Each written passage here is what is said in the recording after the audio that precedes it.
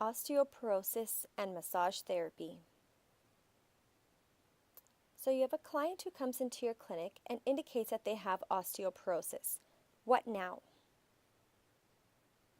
In this video, we will discuss what is osteoporosis, what are signs and symptoms of osteoporosis, and who is at risk. We will also discuss what would a massage treatment look like for a client with osteoporosis, what can you expect to see as outcomes of your treatment, and what kind of treatment plan can you provide to your client to continue with at home. So what is osteoporosis? Osteoporosis means porous bones. It is a medical condition in which the rate of bone reabsorption accelerates while the rate of bone formation slows, causing a total loss of bone mass. Bones become thin, brittle, and fragile from the loss of tissue.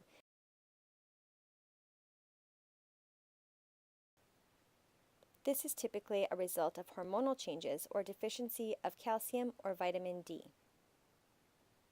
According to the International Osteoporosis Foundation, osteoporosis affects approximately 1.4 million Canadians, mainly postmenopausal women and the elderly.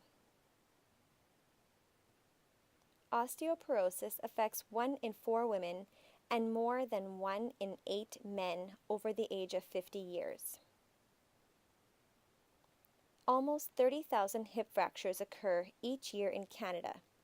By the year 2030, the number of hip fractures is expected to quadruple. Risk factors.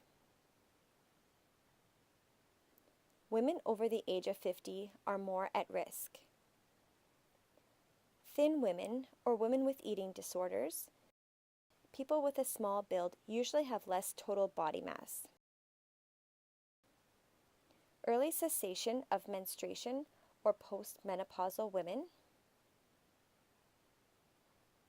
smoking, consumption of some drugs, alcohol, diuretics, cortisone or tetracycline, calcium or vitamin D deficiency or malabsorption, lack of weight-bearing exercise. Older men have less testosterone, which causes a decrease in osteoblast production. Family history of the disorder or genetics,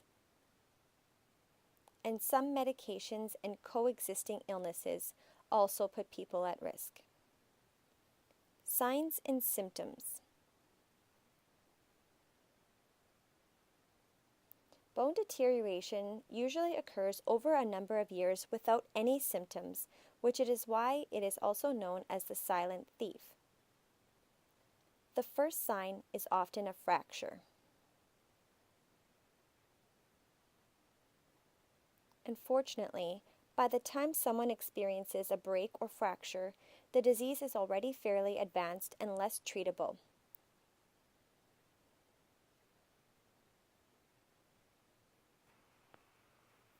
The most common fractures associated with osteoporosis are in the hip, spine, ribs, wrist, and shoulder. When fractures of the anterior vertebral bodies occur, this causes kyphosis, which is seen as a slouching posture or a hump in the upper back. Height loss of an inch or more is often noticed. There are 2 ways to diagnose osteoporosis, either through X-ray or bone density testing. Massage treatment. Appointment frequency would be dictated by the client's health. If they are feeling quite stressed and overwhelmed, they may need weekly or bi-weekly appointments. If they are exercising and keeping in good health, monthly appointments may be all that's needed. How long would the treatment be? Elderly clients will not need to have a long massage. Usually 30-minute sessions will be enough time. What massage strokes would you use or avoid for the treatment plan?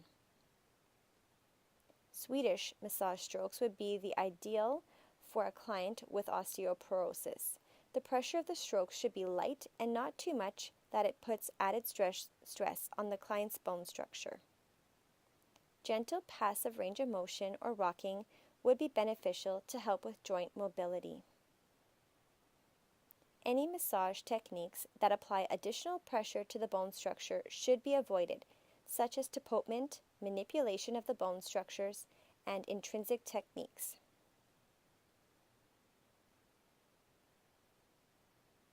Are there other modalities you could use?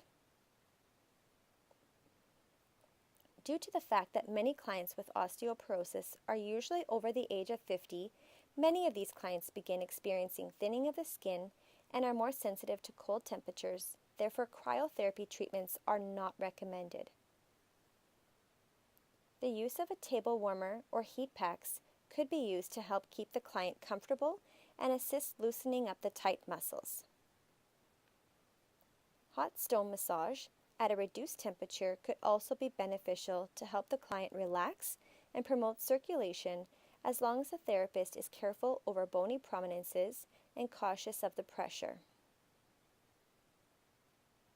What modifications or special considerations would you use? Pillows, bolsters, towels, or other tools may be used to make the client comfortable and positioned safely. The client may also need to receive massage in a seated position if they cannot get onto the massage plinth, or they may need extra help getting on and off the plinth. Avoid or limit the prone position if possible. The temperature of the room should be a little warmer if a table warmer or hot packs are not being used. Short-term treatment goals. Osteoporosis cannot be reversed, and therefore there is no way to treat the actual condition through massage therapy. The focus of massage therapy is to treat any secondary conditions that exist due to the weakening of the bones and curving of the spine.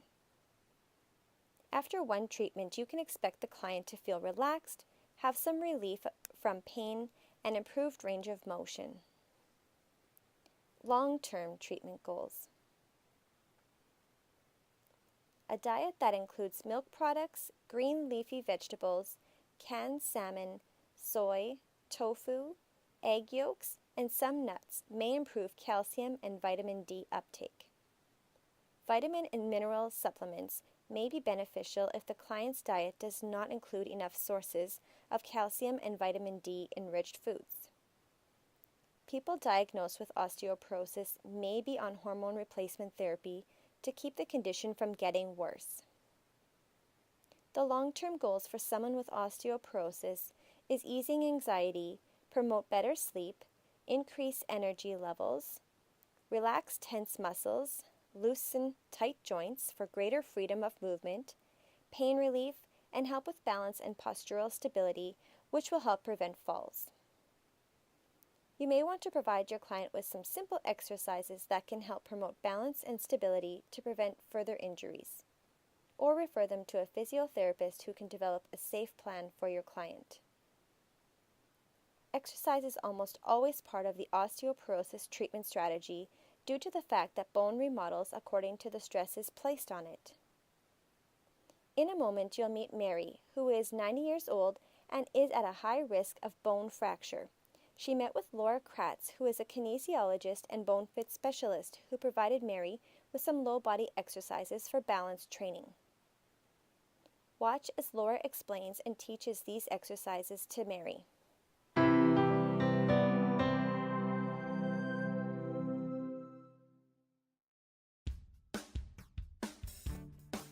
In the last video, we met Mary, an independent woman living in a retirement home. She had some falls recently, and her daughter was worried she may not be as lucky with the next one. So she looked up some balance training ideas online and met with me at her mother's retirement home. Together, we developed a plan to help her mom improve her balance and keep fit. We will start with a back extensor exercise. Stand with your back against a wall, with feet hip-width apart. Keeping your head facing forward and your arms straight, sweep your left arm up alongside your head and ear. Extend your arm back towards the wall as far as you can without bending your wrist or elbow. Keep your back straight and don't bend to the side. Hold for 5 seconds. Repeat with your right arm. To improve your balance, you can practice shifting your weight with your feet together or in a semi-tandem stance. This should be done next to a sturdy chair or a counter so you have something to hold on to for support or if you think you might fall. Start by placing your feet together so that your heels and toes on both feet are touching. Stand straight up with your head facing forward and your legs straight. Lift your collarbones and relax your shoulders. Shift your weight towards your toes. Then shift your weight towards your heels. If this becomes too easy, stand with the heel on your front foot next to the big toe on your other foot. Shift all your weight to the front foot. Then shift all your weight to the back foot. Shift your weight back and forth from front to back foot. Switch legs and repeat. If that's too easy, you can try walking heel to toe. Walk on an imaginary tightrope with heel of one foot directly in front and touching the toes of the other. Getting out of bed quickly can cause you to twist your spine. Mary learned to get out of bed without twisting. Lie flat with shoulders in line with hips. Extend the arm that is closest to the edge of the bed alongside the ear. Turn your head, shoulders, and hips together as one unit, rolling like a log. Bend your knees and hips. Use the strength in your arms to push yourself into the upright position as you swing your legs over the edge of the bed. Hinge at the hips and push through your feet into standing. Use your hands on the edge of the bed to help you push into standing if you need to. To do a sit-to-stand exercise, start by scooting your bum closer to the edge of the seat. Cross your arms over your chest or keep them straight at your sides. Keeping your back straight, plant your feet firmly on the ground and hinge forward slightly at the hips. Push through your legs and straighten your knees to bring yourself in an upright position, squeezing your bum to extend your hips. Repeat 10 to 12 times.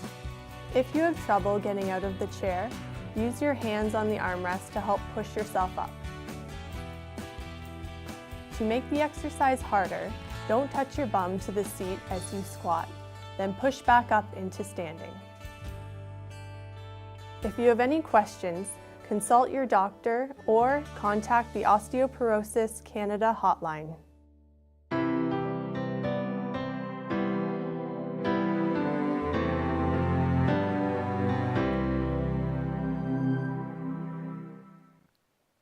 This video and many others can be found by going to osteoporosis.ca.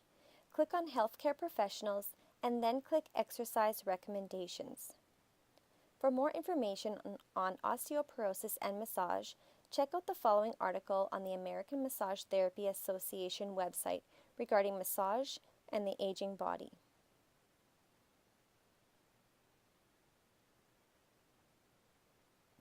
I hope you learned some great information, and if you enjoyed watching this presentation, please show some love by giving a thumbs up or a like. Thanks for watching!